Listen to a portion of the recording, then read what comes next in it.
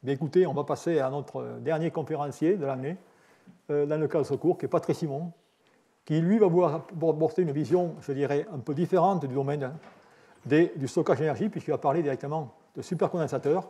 Vous allez voir que dans les supercondensateurs, eh bien, là aussi, je dirais, le point clé va être directement la maîtrise de l'interface. Et je pense que c'est ce que tu vas raconter.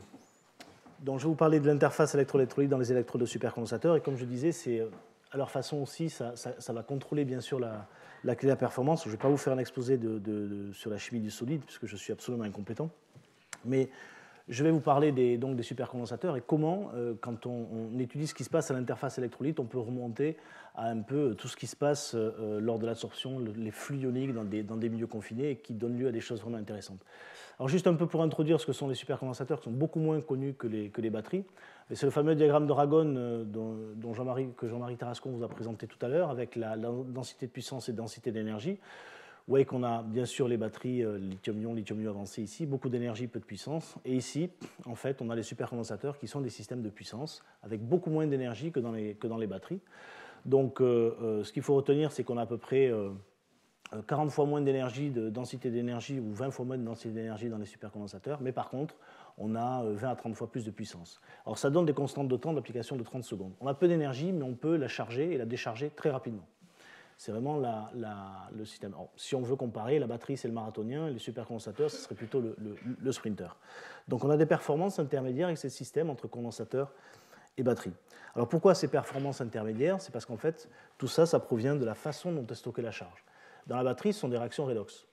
Dans les supercondensateurs, on n'a pas de réaction redox. Ce qu'on va faire, en fait, quand on va plonger l'électrode dans l'électrolyte, et quand, par exemple, on va injecter des charges négatives, si on injecte une charge négative dans une électrode dans un électrolyte.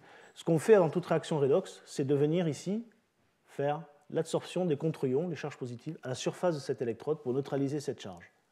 Eh bien, vous voyez qu'on forme ainsi deux plans, un plan positif et un plan négatif. C'est un condensateur avec l'expression d'une capacité ici. Cette capacité, ça s'appelle la capacité de double couche. Et cette capacité, elle est proportionnelle à la permittivité du diélectrique, enfin la permittivité de l'électrolyte ici. Et elle varie en 1 sur D, D étant la distance d'approche des ions. Comme cette distance est très petite, en fait, eh bien, on a une capacité qui vaut de 10 à 20 microfarads par centimètre carré, ce qui est très peu. Alors, si maintenant l'astuce, ça va consister, au lieu de prendre une électrode plane de rugosité 1, de prendre des électrodes très, très, très ouvertes, avec une porosité très développée. Et tout ça, c'est fait grâce au carbone, donc des carbones poreux. On connaît le carbone, on connaît bien le carbone, s'il existe sous différentes formes, et on sait travailler à la surface du carbone pour développer des structures excessivement poreuses et qui développent plusieurs centaines de mètres carrés par gramme, donc entre 1000, 1500, 2000 mètres carrés par gramme. Et donc, lorsqu'on va avoir la charge ou la décharge d'un supercondensateur, on va charger, par exemple ici, on va injecter des charges positives dans le carbone et on va avoir les ions d'électrolyte, les anions, qui vont venir s'absorber à l'intérieur, migrer, diffuser et venir compenser cette charge. La même chose de l'autre côté. Et donc, ça, c'est intéressant. Parce que, bien évidemment, on peut stocker une charge en surface qui est disponible très rapidement. On peut charger, décharger très vite. C'est pour ça que ce sont des systèmes qui ont des constantes de temps d'une trentaine de secondes. Par contre, différemment des batteries, comme on ne stocke pas la charge dans le volume des matériaux, avec les réactions redox, on ne casse pas de liaison chimique, c'est du stockage électrostatique, on a des densités d'énergie beaucoup plus faibles. Alors, ces carbones, ils sont obtenus en général par une oxydation contrôlée, avec les guillemets qu'il faut contrôler, parce qu'on fait une oxydation, on fait du carbone, et on développe des pores, on oxyde le C en CO2, et comme ça, on fait des pores de la porosité. Alors, ici, comme dans un diélectrique, en fait, comme dans un condensateur classique, le diélectrique, c'est l'électrolyte. Et le diélectrique, il a une tension de claquage. L'électrolyte, il a une fenêtre de stabilité, comme le mentionnait Jean-Marie. Et si on travaille un électrolyte non aqueux, organique, avec un solvant qui serait, par exemple, de l'acétonitrile, et des sels avec un cation à base d'ammonium et un anion à base de fluorure, eh bien on a des tensions max, on peut charger et décharger jusqu'à 2,7 volts, 3 volts. Donc voilà comment ça se passe. Alors les applications, très rapidement, les grosses applications qui se développent ici, c'est le tramway, les bus et le stop and start. Pourquoi? Le stop and start, c'est que vous redémarrez la voiture au feu rouge, que vous appuyez sur la pédale d'accélérateur, et c'est un alternant démarreur qui vous lance le moteur thermique. Ça, c'est que de la puissance. Donc, pour les supercondensateurs, c'est excessivement bien. Et on peut faire aussi la récupération d'énergie de freinage avec ces systèmes, puisqu'on freine pendant quelques secondes. Une grosse application, c'est dans les tramways. Alors, il y en a partout dans le monde. Quand un tramway freine, en fait, on peut récupérer l'énergie de freinage du tramway qui freinent sur la même ligne dans les supercondensateurs. Et puis, il y a les tractions électriques. On peut faire aussi des bus sur des circuits fermés. Quand vous avez un petit kilomètre entre deux stations, eh bien, en fait, le bus, lui, il a une autonomie de, on va dire, 2-3 km, parce que les supercondensateurs, ce n'est pas d'énergie, ce n'est pas fait pour faire la traction. Mais si vous avez des petits arrêts de 1 km max entre les deux, eh bien, l'intérêt, c'est que vous rechargez aussi vite que vous déchargez. Vous rechargez en 15 secondes. Donc, vous rechargez pendant l'échange passager. Voilà un peu ces systèmes. Donc, en fait, les supercondensateurs électrochimiques, les EDLC qu'on appelle, ce sont donc des électrodes de carbone avec un électrolyte. Ben, si on regarde l'électrode de carbone, je vous ai dit c'est quelque chose de très ouvert. Et bien, tout ça, si on prend un supercondensateur, une électrode de carbone, l'électrolyte, une autre électrode de carbone, on voit que les ions, il faut qu'ils rentrent, qu'ils sortent de ces électrodes poreuses.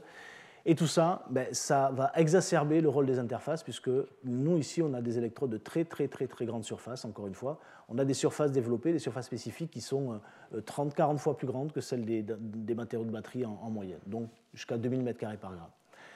Et donc, ces interfaces, elles vont contrôler tout ce qui va se passer, tout le mécanisme de charge du supercondensateur. En particulier, puisqu'on est dans des carbones poreux, avec des pores nanométriques, eh bien les ions ils vont être confinés. Quand ils vont rentrer dans les électrodes de carbone, on va les retrouver confinés dans ces nanopores de 1 nanomètre et moins.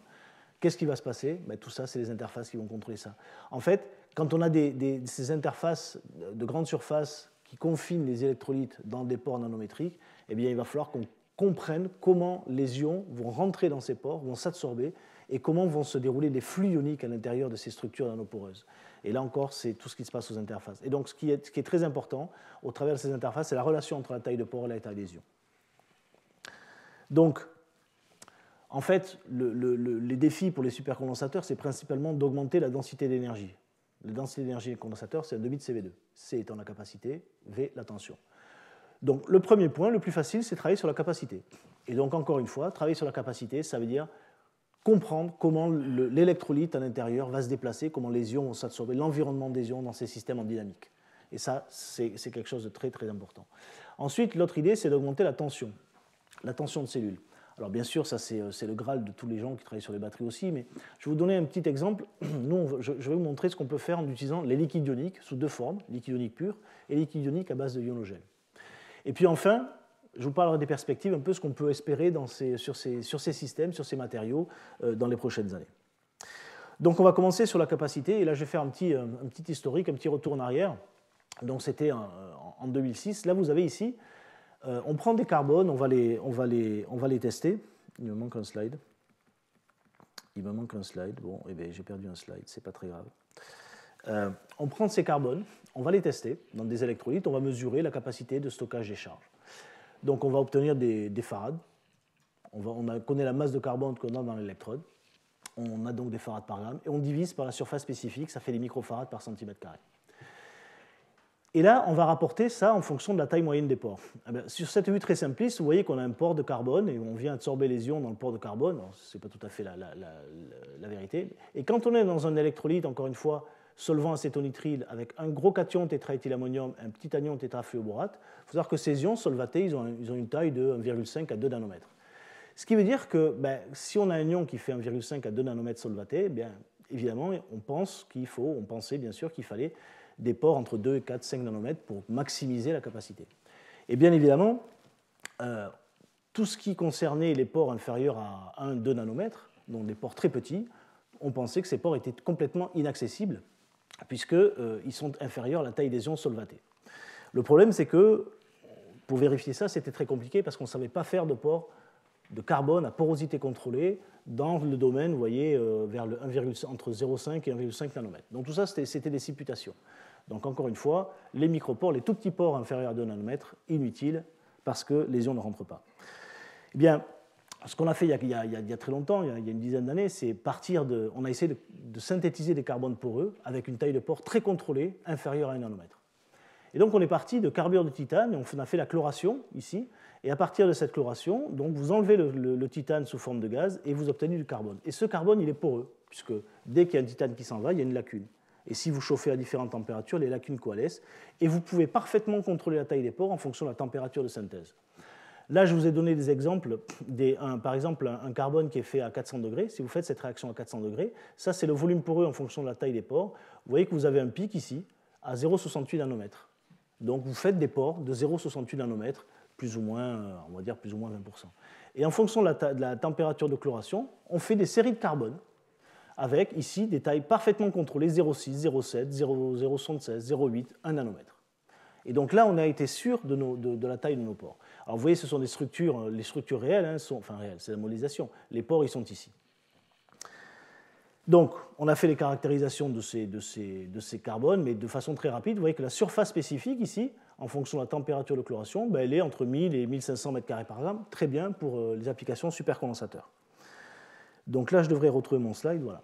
Donc, ce qu'on fait au laboratoire, on prend ces poudres de carbone, qu'on appelle des CDC, ce sont des carbones dérivés de carbure, puisqu'on parle de TIC, et on mélange cette poudre à un liant, on obtient un film. Ce film, on fait des électrodes, ces électrodes, on les met ici, on met des collecteurs de courant, on assemble ça, et puis on fait des caractérisations.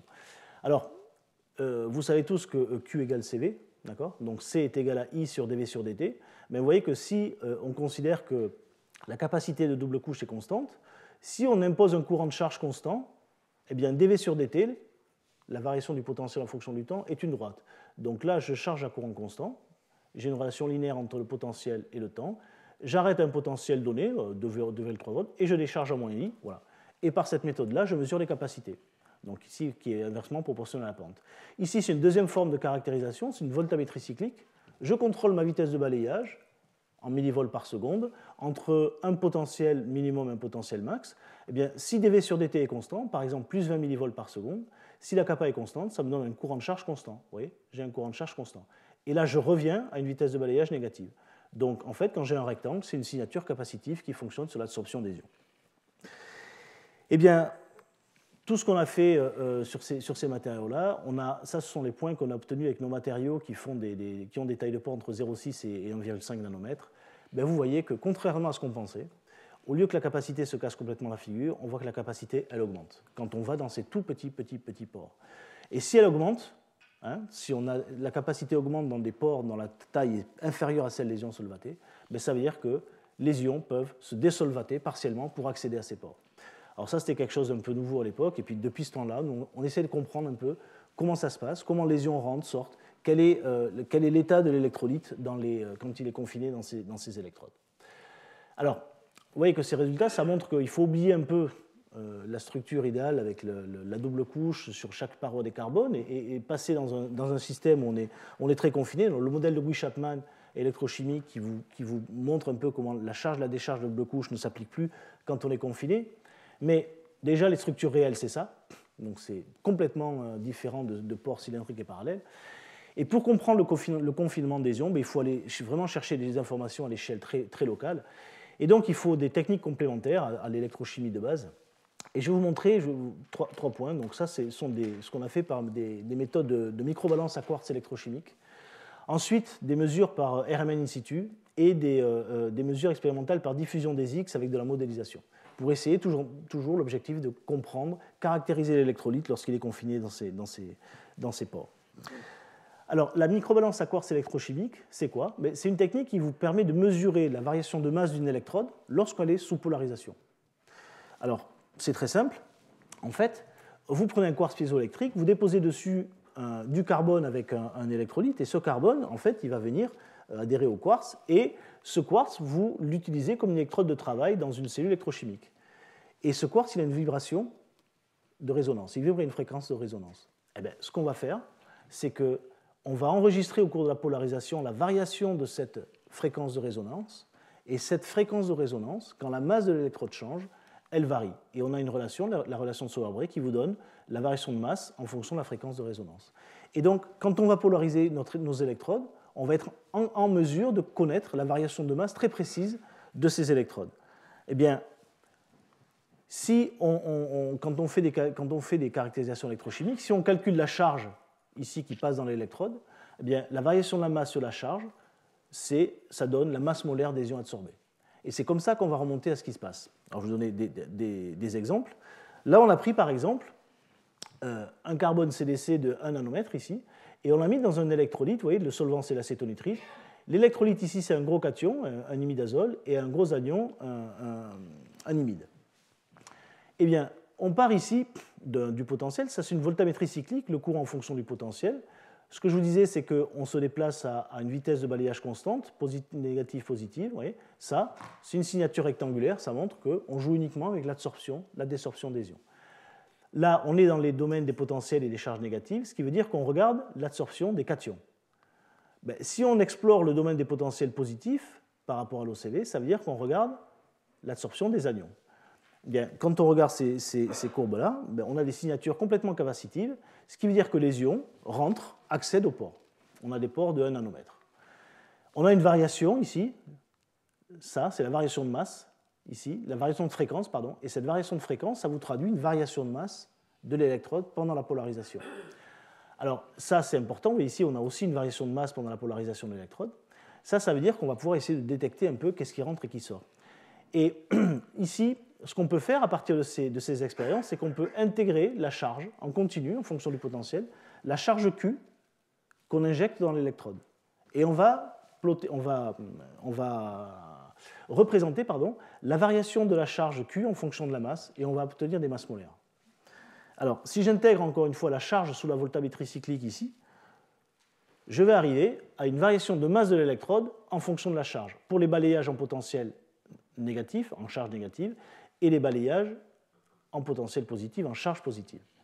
Alors, delta M en fonction de Q, c'est la loi de Faraday, ça donne une masse molaire.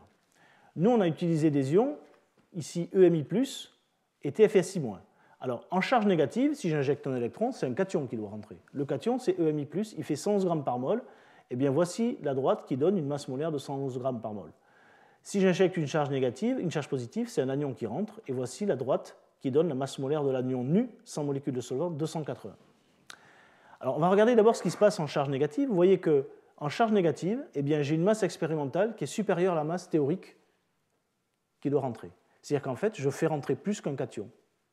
Ben, si je fais rentrer plus qu'un cation, c'est que la différence entre le réel et le théorique, c'est le nombre de molécules de solvant. Eh bien, je peux calculer ici qu'un cation rentre avec 3,6 molécules de solvant.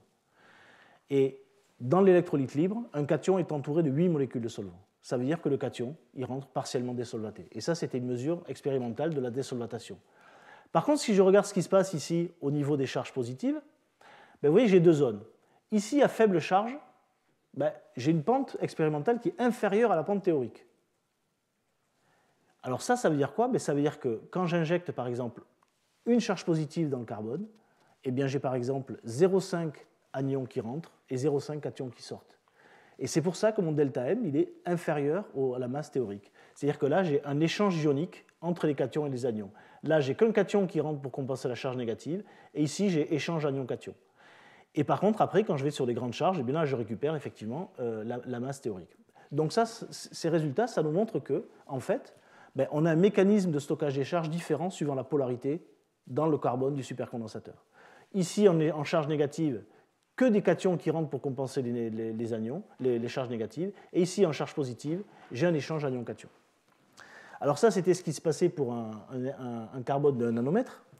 Si on diminue la taille des pores, si on prend un carbone de 0,65 nanomètres, on fait des pores plus petits, eh bien vous voyez ici, ce qu'on voit, c'est que là, toujours pareil, côté cation, ben, j'ai plus de masse que la masse théorique, et ce qui veut dire que je fais rentrer des cations avec 1,4 molécules de solvant. Donc je désolvate encore plus. Plus le pore est petit, plus les ions rentrent désolvatés. Et par contre, côté ici, charge positive, quand j'injecte des charges positives, je n'ai pas de variation de masse, c'est-à-dire que je n'ai pas d'ions qui rentrent. Et je n'ai pas d'ions qui rentrent à cause de l'effet stérique. Les ions, les anions, ils sont trop gros. Donc ça, c'est quand même important de montrer qu'on a des mécanismes de stockage différents en fonction des électrodes.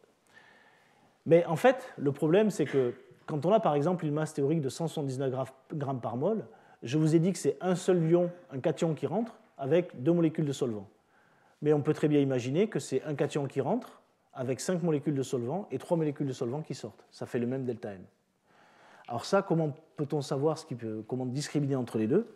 Eh bien, c'est faire des mesures par RMN in situ. Et on a fait des mesures par RMN in situ avec l'Université de Cambridge. Donc on a pris un électrolyte, alors ce n'était pas du tétraéthylammonium, c'était tétraéthylphosphonium, et toujours pareil, du BF4-. On a pris le carbone poreux, Et ce qu'on a fait, c'est qu'on a suivi le signal du phosphore et le signal du fluor. Et là, je vous montre la variation du signal de RMN. Quand on ajoute, on prend de la poudre, on ajoute des volumes croissants d'électrolytes. Et vous voyez ici, quand on rajoute très très peu d'électrolytes, ben, tout l'électrolyte rentre dans la porosité. Et on a ici un pic, on a un déplacement chimique ici pour le fluor ou ici pour le phosphore. Mais par contre, tous les ions ils sont dans la porosité. Et quand on va ajouter des volumes croissants d'électrolytes, vous voyez qu'on fait apparaître un second pic ici. Et quand on a beaucoup d'électrolytes, eh bien ça, c'est le signal de l'ion Bf4- qui est dans l'électrolyte libre. Il n'est pas dans les pores. Et tout le signal tous les ions qui sont dans les pores, ils sont dans ce signal qui est décalé vers les valeurs négatives du shift du signal. Et en fait, ça vient de l'effet des domaines graphitiques du carbone qui viennent écranter le champ. Donc en fait, l'information des ions qui sont rentrés dans les pores, elle est ici. Ça, c'est les anions qui rentrent dans les pores, ça, c'est les cations qui rentrent dans les pores. Et quand on intègre l'air sous ces pics, eh bien, on peut remonter au nombre d'ions qu'il y a dans les pores. Et ce qu'on a fait, c'est qu'on a fait des mesures de RMN in situ à différents potentiels. On a pris la cellule, on a polarisé à 0, à 0,5, 1 volt, 1 volt 5, 2 volts, et on a regardé la variation de la population des ions. Et vous avez ici la variation de la population des ions en fonction du potentiel de la cellule. Eh bien, vous voyez, là, ici, on est dans les potentiels négatifs. Potentiel négatif, ça veut dire que normalement, ce sont les cations qui viennent compenser la charge. Ben, ce que vous voyez, c'est que la population des anions, elle est à peu près constante en fonction du potentiel, tandis que celle des cations augmente très fortement. Mais ça confirme les mesures de QCM qu'on a fait tout à l'heure. C'est-à-dire qu'en fait, c'est principalement les cations qui compensent la charge en polarisation négative. Et en polarisation positive, ici, vous voyez, ben, quand vous injectez par exemple une charge positive, vous avez 0,5 anions qui rentrent et 0,5 cations qui sortent. Et ça, c'est aussi le mécanisme d'échange ionique qu'on avait identifié par EQCM. Et là, encore une fois, on a vraiment un mécanisme, on met en évidence un mécanisme de stockage qui dépend vraiment de la polarité. Et ça, on n'a toujours pas entièrement compris. Et ce qu'on est en train d'étudier, c'est l'influence du solvant et de la nature des ions sur ces études mécaniques. Sur les 10 électrolytes qu'on a testés, on a observé 8 fois ce type de mécanisme, cette différence. Et sur 2 électrolytes, on a observé quelque chose de symétrique. Et on est en train de comprendre pourquoi les anions sont stabilisés dans ces structures de carbone. Voilà. Donc, alors, ces mesures, elles sont intéressantes parce que c'était sur des carbones modèles, des carbones poreux, mais ça a aussi conduit un peu la communauté à repenser la caractérisation des matériaux poreux avec des pores nanométriques. Et en fait, l'équation BET qui nous sert à... Alors, comment on mesure des surfaces et des pores? On fait des mesures par absorption de gaz. On injecte un volume de gaz donné, on attend que le gaz se mette en équilibre avec le carbone poreux ou le matériau poreux, on mesure la pression d'équilibre et on trace un isotherme d'absorption à différentes pressions. Et avec des modèles mathématiques, on remonte à la structure des carbones poreux. Donc l'équation qui est traditionnellement utilisée, donc, tout le monde s'est rendu compte qu'elle n'était pas valable pour les carbones microporeux avec des petits nanopores. L'utilisation de gaz argon, elle n'est pas valable non plus, parce que quand on fait les mesures de caractérisation par gaz argon, on a des moments quadripolaires qui viennent un peu perturber les mesures. Et surtout, les mesures de taille de pore, les mesures de volume poreux, elles sont basées sur les tailles de la sonde. Et donc, en fait, ce qu'il faut faire maintenant, ce que la communauté admet, c'est que pour mesurer les surfaces et les tailles de pore et les volumes poreux des carbones nanoporeux, il faut utiliser de l'argon et des surfaces qui sont calculées à partir de modèles quantiques, la DFT ou de la NLDFT. Et surtout, il faut regarder la surface accessible aux ions qui dépend vraiment de la taille de la sonde, qui dépend de la taille de l'ion. Alors, je vais vous donner un exemple pour vous montrer que ces résultats ils sont un peu généralisables à beaucoup de carbones, tous les carbones. Donc, c'est une série de carbones qui a des mesures qui ont été faites. C'est des carbones oignons, des carbones activés commerciaux, des CDC. Et donc là, on a mesuré les tailles de pores en utilisant du gaz CO2 et du gaz CO2 pour les tout petits pores et du gaz azote pour les pores très gros. Et surtout, ce qu'on a fait, c'est qu'on a considéré la taille accessible, ou les pores accessibles aux ions. C'est-à-dire que quand on a un ion Bf4-, l'ion Bf4-, il fait 0,4 nanomètres. Donc on a considéré que pour l'ion Bf4-, les pores accessibles, la surface accessible, c'était pour les pores supérieurs à 0,4 nanomètres. L'ion tétraéthylammonium, il fait 0,62 nanomètres, donc on a considéré pour la surface accessible tous les pores supérieurs à 0,6. Et donc quand vous tracez la courbe ici de la surface accessible en fonction de la taille de pore, pour l'ensemble des carbones, et vous avez capacité normalisée en fonction de la taille des pores, vous avez la courbe qu'on retrouve avec l'augmentation de la capacité dans les nanopores.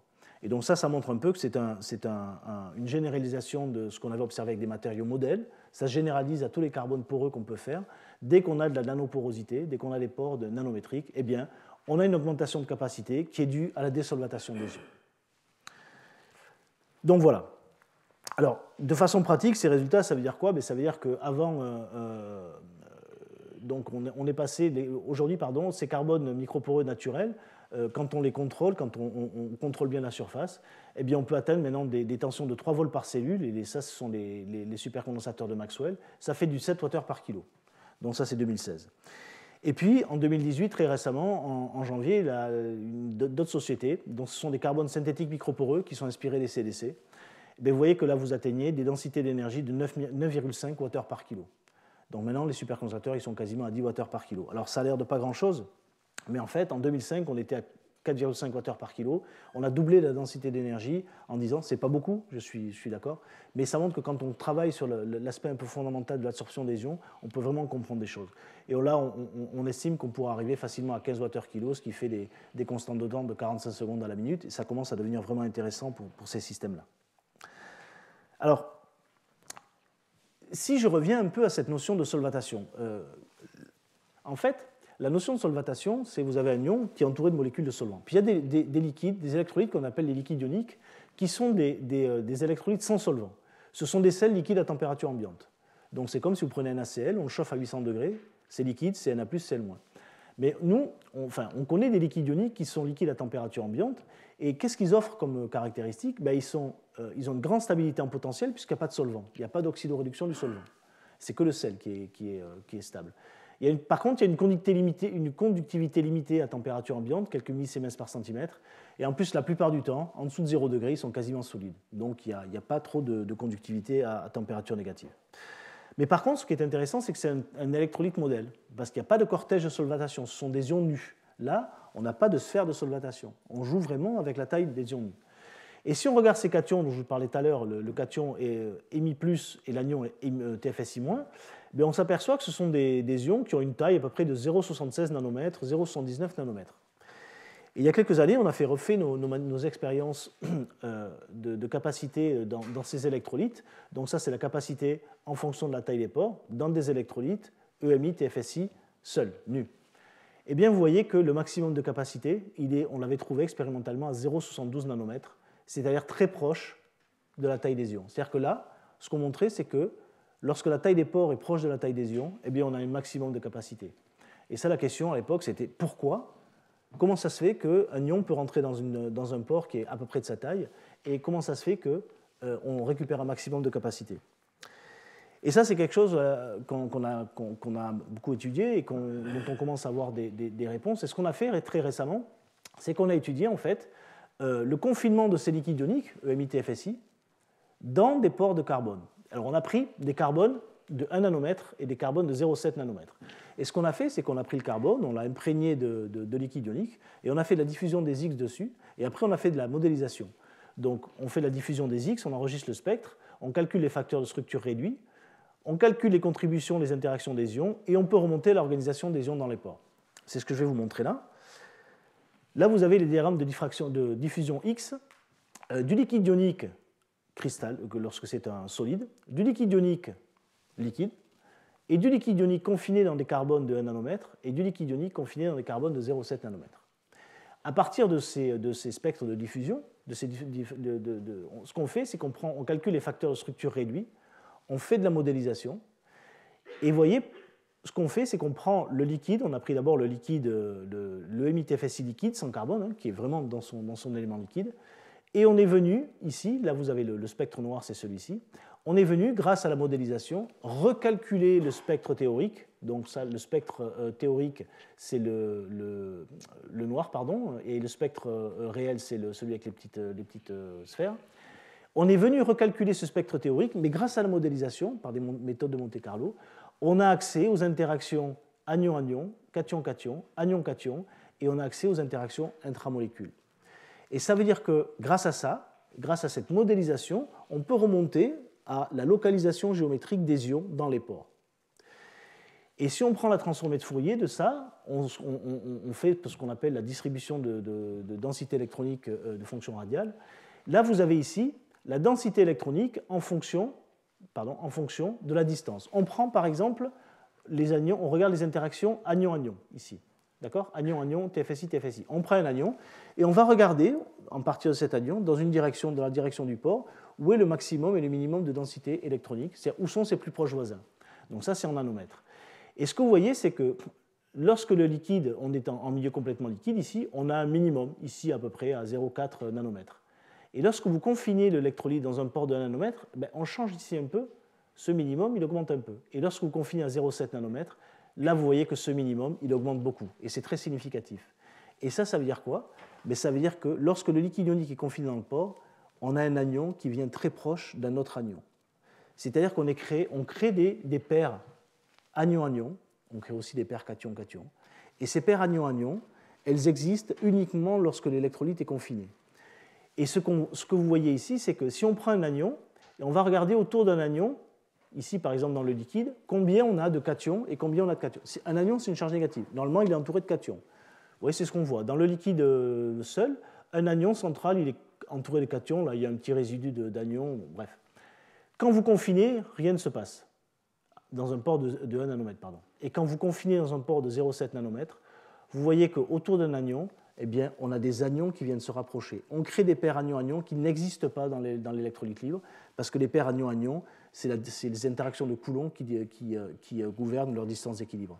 Quand on confine l'électrolyte dans des ports de 0,7 nanomètres, on est capable de rapprocher les anions. Et ça, c'est très important, parce que ça montre qu'on peut mettre plus d'anions, ou plus de cations. Et maintenant, si on fait ça sous potentiel, parce que là, c'est sans potentiel, donc on fait des petites cellules et on fait de la diffraction ici, de la diffusion des X in situ, on applique un potentiel. Quand vous voyez, quand vous regardez l'anion, quand vous appliquez un potentiel de 2 volts, vous voyez ici, vous avez à peu près 34% d'anions qui viennent très proches des anions. C'est-à-dire qu'en fait, on crée de plus en plus de paires anion-anion qui ne devraient pas exister, parce que normalement, elles devraient se répulser, on devrait avoir des répulsions électrostatiques qui devraient faire qu'elles n'existent pas, ces paires-là. Mais lorsque on est confiné, elles existent. Et on a la même chose exactement pour les cations. Lorsqu'on polarise à moins de 2 volts pour les cations, on a 43% de paires de cations, cation-cation, qui existent alors que normalement elles ne devraient pas exister. Et ça veut dire qu'on augmente le nombre de paires de coions sous potentiel, ça veut dire qu'on peut mettre plus d'ions dans les carbones nanoporeux lorsqu'on est confiné. Alors, ce qu'on montre, en fait, c'est que, vous voyez, c'est ce type de stockage qu'on a comme ceci, dans les carbones de 0,7 nanomètres, dans les carbones de 1 nanomètre. On crée vraiment ces paires de coions. Et pourquoi on les crée ? On commence à avoir des bonnes idées, mais en tout cas, ce qu'il faut associer derrière ça, c'est que dans un même port d'une longueur donnée, au lieu d'avoir des ions qui sont espacés de 0,5 nanomètres, on peut les espacer de 0,25 nanomètres, et donc on peut en mettre plus, et c'est pour ça que les capacités augmentent. Alors ces résultats qui sont que de la théorie, en fait, ça a des applications pratiques parce que derrière, ce que vous pouvez faire des carbones microporeux. Donc on fait des carbones microporeux à partir de noyaux d'olive. On a fait une carbonisation sous argon, on a rajouté un peu de KOH et on retraite sous oxygène pour faire le carbone poreux. Et on a voulu spécifiquement faire des carbones poreux, ici, vous voyez, ici, faire des carbones poreux avec une taille de pore entre 0,7 et 0,9 nanomètres.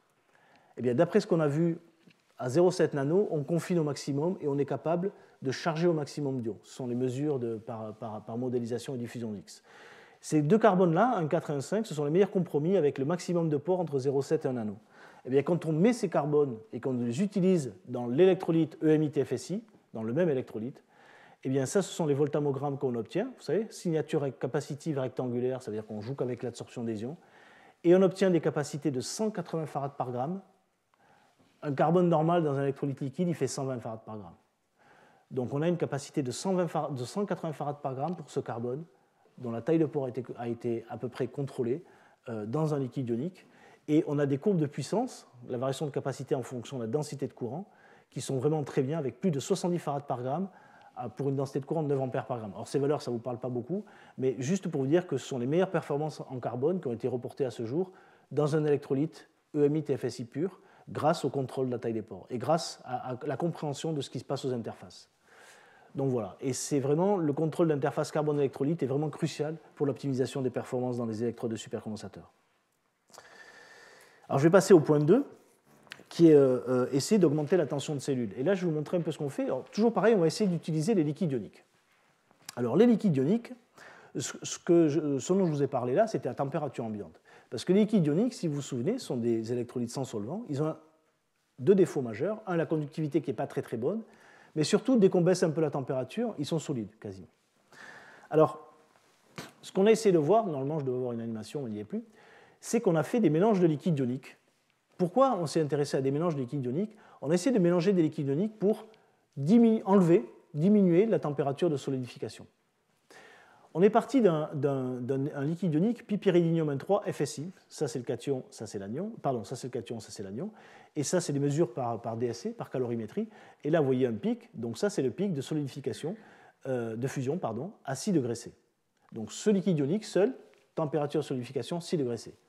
On a pris un autre liquide ionique. On a pris le même anion, vous voyez, cet anion c'est le FSI, c'est celui-là. Et on a pris un cation pyrrolidinium 1,4. C'est ce gros cation-là. Température de solidification, moins 18 degrés. Donc en dessous de moins 18 degrés, il est solide. Et lui, en dessous de 6 degrés, il est solide. Et bien, si vous mélangez les deux, même anion ici, et deux cations différents, vous n'avez plus de température de solidification. Pourquoi? Parce qu'en fait, on a le même anion, et ces cations, en fait, le pipéridinium et le pyrrolidinium, ce sont des cations de même masse molaire, mais qui sont asymétriques. Et donc, quand on casse la symétrie, on diminue les interactions, et si on diminue les interactions, on n'a plus de température de solidification jusqu'à moins 70 degrés. Et donc, si on regarde la variation de la conductivité ici, en fonction de la sûreté, on voit que pour ici, le pipéridinium, ici, à 6 degrés, on est solide. Pour ici, le pyrrolidinium, à moins 18 degrés, on est solide. Et après, le mélange de liquide ionique, on a une variation continue. On est liquide jusqu'à moins 50 degrés. Et ça, c'est vachement intéressant. Et surtout, en fait, la conductivité, elle est tout à fait correcte. Elle est 5 millisiemens à température ambiante. Alors, si vous prenez ce mélange de liquide ionique, là, on peut se dire, on peut couvrir une grande gamme de températures. Et prenons un carbone poreux, n'importe lequel. Si vous prenez n'importe quel carbone poreux, un carbone commercial qui est utilisé dans les supercondensateurs, microporeux, vous voyez ici, ça c'est une voltammétrie cyclique, donc on a ce diagramme-là. Ce qu'on voit ici, c'est qu'à moins 20 degrés, il n'y a plus rien. À moins 20 degrés, il ne se passe plus rien. Parce qu'en fait, le liquide ionique, il est trop visqueux. Et ce liquide ionique, il ne rentre pas dans les pores. Et donc, en fait, ce qu'il faut absolument faire, c'est mettre au point une interface entre le carbone et le liquide ionique qui est visqueux, qui est plus visqueux qu'un électrolyte liquide. Il faut prendre en compte ça pour essayer de faire en sorte que la surface soit globalement accessible. Eh bien, il y avait un papier qui était sorti en 2011 dans Science, où c'était Ruoff qui présentait du graphène activé. Donc c'était des feuilles de graphène, et il l'activait, il faisait des trous dans le graphène. Et ce qu'il avait comme matériau, c'était un peu ça, c'était un matériau avec une surface très accessible, faible densité, mais une surface très accessible, et une surface de 2800 m² par gramme. Eh bien, là vous avez des voltammétries cycliques de ce matériau, vous voyez, dans un électrolyte liquide, qui donne des choses tout à fait correctes, avec des très bonnes capacités. Mais ce type de matériau a une surface accessible qui, a priori, est très élevée. Ce qu'on a fait, c'est qu'on a pris ce matériau, le graphène activé, et on l'a utilisé dans notre liquide ionique, mélange de liquide ionique. Et ce que vous voyez, c'est que ça sont les voltammétries cycliques de température ambiante à 80 degrés. Donc déjà, on a déjà une tension de cellule qui est de 3 volts, ce qui est déjà bien. Même on peut aller jusqu'à 3,5 volts à température ambiante. Et surtout, on a une très bonne capacité de 170 farads par gramme. On a vraiment des capacités très intéressantes, une capacité élevée, une résistance ici relativement faible, mais surtout, ce qui est intéressant, c'est que si vous allez à moins 40 degrés, moins 50 degrés, eh bien, vous voyez, on a toujours une signature électrochimique. C'est-à-dire que là, à moins 50 degrés, grâce à ce liquide ionique tactique et grâce à cette électrode de grande surface, on est capable d'avoir un système qui fonctionne toujours. Alors, bien sûr, il y a des performances dégradées. Il fonctionne toujours à une température très basse.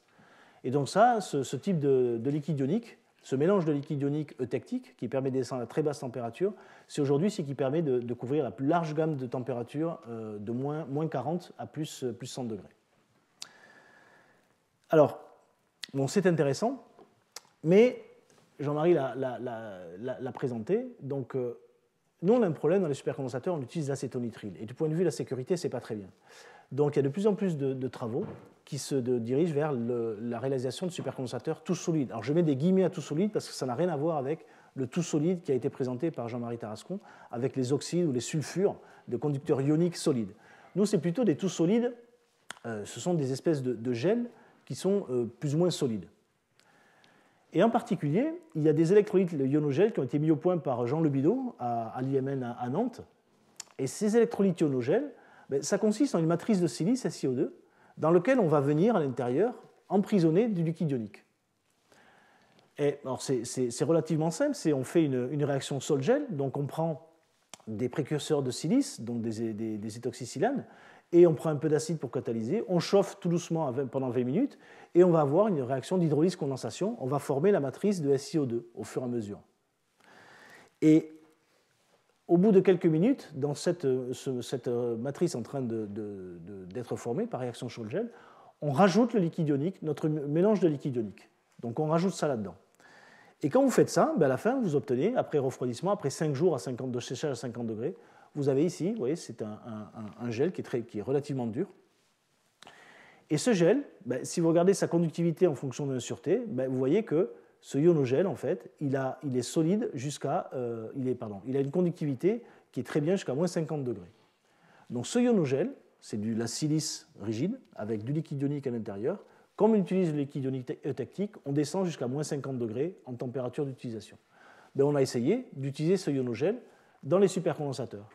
Alors là, c'est vraiment de l'ingénierie. Vous prenez l'électrode de carbone que vous avez montré tout à l'heure, qui est du carbone poreux avec du liant, vous coulez du ionogel dessus, une deuxième électrode, vous mettez, vous comprimez un peu. Là, c'est une vue en coupe de l'électrode imprégnée de ionogel plus le ionogel. Et quand vous faites des voltamétries cycliques à différentes températures, ça c'est à 60 degrés, vous voyez que vous allez à une tension de 3 volts, et vous fonctionnez jusqu'au moins 40 degrés. Alors ça c'est intéressant parce qu'on a un électrolyte, là il n'y a plus de phase liquide dedans. Donc le supercondensateur, vous le prenez à la main, il n'y a plus de liquide. Donc vous avez une tension de 3 volts, ça fonctionne à 60 degrés, ça fonctionne jusqu'au moins 40 degrés, mais ce qui est très intéressant, c'est qu'on a une capacité de 80 farads par gramme. On a une capacité qui est diminuée de seulement 30% par rapport à un liquide, un électrolyte liquide. Et ça pose des questions parce que pourquoi on a une capacité élevée dans un électrolyte quasiment solide alors qu'on a des micropores, des pores nanométriques? Comment ça se fait que ce gel peut rentrer dans les pores nanométriques? Parce que si vous avez un gel comme ça et une structure de carbone comme ça nanométrique, ça c'est 1 cm, ça c'est 1 nanomètre, on a du mal à imaginer que le gel rentre partout dans ces pores nanométriques. Et ça, c'est la beauté de ces structures de carbone et l'intérêt de ces structures de carbone, c'est qu'on a réussi à comprendre pourquoi. Et je vais vous montrer, en fait, on a pris des ionogels qu'on a mis entre 2 électrodes de carbone. Et on a mesuré la résistance au fur et à mesure du temps. Ça, ce sont 2 électrodes de carbone non poreux, c'est du carbone amorphe. Alors ça, c'est une intégrale d'impédance, de la partie imaginaire de l'impédance, la partie réelle. Ce qui est important, c'est ce point ici. Ça, c'est la résistance. Vous voyez qu'au fur et à mesure du temps, le ionogel entre 2 électrodes de carbone dense, l'impédance ne bouge pas au fur et à mesure du temps. Je prends maintenant 2 électrodes de carbone poreux, notre carbone activé par exemple, je mets un électrolyte ionogel entre 2 électrodes de carbone poreuses, et je vois que l'impédance, au fur et à mesure du temps, la résistance, elle ne fait qu'augmenter. Et elle fait qu'augmenter pourquoi? Parce qu'en fait, j'ai une matrice de SiO2 hydrophile. J'ai un carbone hydrophobe, j'ai un électrolyte liquide ionique à l'intérieur de la matrice hydrophobe. Eh bien, une partie de la phase liquide de liquide ionique va partir par capillarité, aller mouiller les nanopores. Et donc, on se retrouve avec un système dans lequel on a une petite déplétion de liquide dans le ionogel, c'est pour ça que la résistivité augmente, mais surtout, la phase liquide du ionogel va venir mouiller et aller accéder par capillarité à l'intérieur des nanopores. Et c'est pour ça que malgré que ce soit un électrolyte quasiment solide, on a quasiment toute la capacité qu'on a en liquide ionique. Et ça, en électrolyte liquide. Et ça, c'est vraiment important. C'est une spécificité des supercondensateurs qui montre que les carbones poreux, alors après, il faut jouer sur le côté hydrophobe, hydrophile, hein, des interactions entre la matrice et le carbone, mais ça montre la spécificité des carbones poreux, des supercondensateurs, pour ces électrolytes ionogènes. Bon, seulement vous voyez que cet électrolyte ionogène, il est un peu fragile. Quand on le coupe, il se casse, il se fissure. Et ce qu'on a essayé de faire, c'est de faire un ionogel flexible. Et pour faire un ionogel flexible, vous voyez que là, ces précurseurs de silice, ils peuvent réagir dans les 4 réactions, former une matrice de silice dans les 4 dimensions, et donc on a du mal à contrôler la vitesse de réaction sol-gel. Par contre, si on rajoute à ces précurseurs de silane, ces silanes, si on rajoute du PDMS, du polydiméthylsulfoxylane, siloxane, eh bien vous voyez qu'on bloque ici, par les CH3, on bloque 2 sites réactionnels. C'est-à-dire qu'on ne peut faire que de la réaction sur les 2 branches ici, sur les 2 H. Et ça va nous donner de la flexibilité à notre système. Et donc on a fait des sol-gels avec ces compositions. Donc ça c'est l'alcool, ça ce sont les 3 précurseurs, un peu d'eau, un peu d'acide. Et on a fait nos ionogels, dans le but de faire ces ionogels flexibles. Et là je vous montre des photos. Le ionogel, une fois, alors, qui contient du liquide ionique, là c'est de l'EMI-TFSI. Ça c'est l'ionogel une fois préparé. Vous pressez à la main l'ionogel, alors on ne voit pas bien, mais il y a des gouttes de liquide qui sortent. Et quand vous décompressez, après compression, le liquide est re-rentré à l'intérieur. Sauf qu'on a fait des mesures de Molding-Young de ce ionogel, et on a un domaine de déformation plastique, c'est-à-dire qu'on est venu écraser et mesurer des déformations. Avec ce ionogel, on a un domaine de déformation plastique de 40%. C'est-à-dire que quand vous le comprimez, vous relâchez, eh bien, il va rester 40% de déformation irréversible. Et ça, c'est très intéressant parce que ce qu'on a fait, donc ce ionogel libère l'électrolyte liquide sous pression, et ce qu'on a fait, c'est on a fait un supercondensateur, on a mis 2 électrodes de carbone, une tranche de ionogel. Là, on n'a pas mis de ionogel dans les carbones. On a mis ça entre 2 collecteurs de courant. Donc, vous voyez déjà ici, ça c'est une microscopie optique 3D, donc on n'a pas de fissure, rien. Et surtout, quand on compresse, eh bien, on vient venir ici mouiller, expulser le ionogel, le liquide ionique du ionogel. Et comme on a une déformation plastique, quand on relâche la pression, eh bien, on a toujours l'électrolyte dans les pores. Et vous voyez, on a des voltammétries cycliques qui sont excessivement bien à 25 degrés, des capacités très élevées, 120 farads par gramme pour un électrolyte sous-solide. Et ce système, il est solide. Donc c'est vraiment quelque chose qui... C'est pas de la céramique, attention. Hein. Il est solide, gélifié, j'insiste bien, ce n'est pas un électrolyte céramique. Mais donc ça vous montre que les ionogels, grâce à cette expulsion de la phase liquide par capillarité qui va aller mouiller les nanopores, les ionogels, ça offre vraiment des très très belles opportunités pour les supercondensateurs. Donc ça, ce sont des résultats très récents. Et en particulier, on peut imaginer ce genre de choses-là pour être utilisé pour des capteurs de pression ou ce genre de choses-là. J'arrive à la dernière partie, donc encore 5 petites minutes de l'exposé, qui parle un peu des perspectives. Alors qu'est-ce qu'on peut attendre dans le domaine de ces supercondensateurs? Mais je dirais que la première chose, c'est ce qu'on voit vraiment, c'est qu'il y a, on suit en fait les batteries, parce qu'on n'invente rien. Mais les batteries, il y a bien sûr toute la chimie du solide, toute la cristallographie. Donc toutes les techniques in situ pour les batteries, elles ont été développées depuis des dizaines d'années. Dans les supercondensateurs, ça commence à arriver un peu. C'est juste cet effet de l'étude du confinement qui motive le développement des techniques. Mais il y a beaucoup de techniques pour étudier le confinement des ions qui ont été appliquées aux supercondensateurs, du SAX in situ, de la RMN, de l'infrarouge in situ. Il y a du Raman in situ aussi, puis il y a aussi de l'étude de la dilatométrie in situ, qui montre des choses vraiment très intéressantes. Puis il y a une autre technique, c'est de l'EQCM, ce qu'on appelle l'EQCM, la mesure de la dissipation par EQCM, qui est du groupe de Chédoran-Norbach. Ce sont des techniques vraiment très intéressantes. C'est une autre forme de EQCM qui permettent vraiment en ce moment d'aller de plus en plus profondément, d'aller de plus en plus loin dans le domaine du mécanisme des flux ioniques, de l'absorption et du confinement des ions. Puis il y a cette technique ici que je vais prendre la peine de mentionner pendant une petite minute, qui vient de chez Hubert Perrault et Gabrielli, pas très loin d'ici, du Lise à Paris, qui s'appelle l'EQCM en mode alternatif. En fait, c'est combiner des mesures EQCM gravimétriques sur un système fréquentiel. Et grâce à des fonctions de transfert un peu compliquées, eh bien, le groupe de Perrault, qui vient en 2016 d'appliquer cette technique-là au stockage capacitif, eh bien, ils sont capables de différencier les contributions, les mouvements des ions, des cations, des anions, différencier la contribution de différents cations, si vous avez des K+, des H+, on voit directement quand les H+, et les H+ interagissent, et différencier aussi la contribution, le mouvement des molécules de solvant, en une seule manip. Alors c'est une technique assez compliquée, mais quand elle est au point, ça donne des résultats vraiment performants, et je pense que cette technique-là, arriver à bien la maîtriser, ça offrira des opportunités vraiment importantes dans le domaine. Ensuite, il y a bien sûr toutes les techniques de modélisation.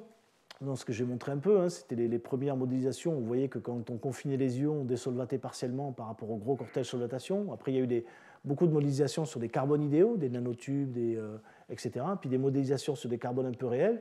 Et l'objectif étant ici, avec ces techniques de modélisation, de prédire les structures de carbone optimisées, en particulier les structures, j'ai oublié le nom, je crois que c'est le Wurtzite, qui avait été prédite théoriquement par Terronès, le graphite avec une curvature négative, le graphène avec une curvature négative.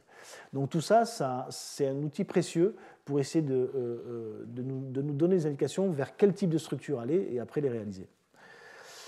Ensuite, au point de vue des électrolytes, ça c'est un travail qui a été fait dans le cadre du RS2E par un groupe de Montpellier, le groupe d'Olivier Fontel à Montpellier.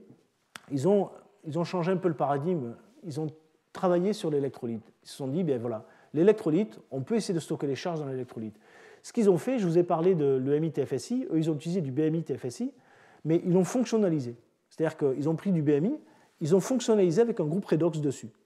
Et lorsque le BMI va s'absorber à l'électrode, en plus il va faire un transfert de charge grâce à ce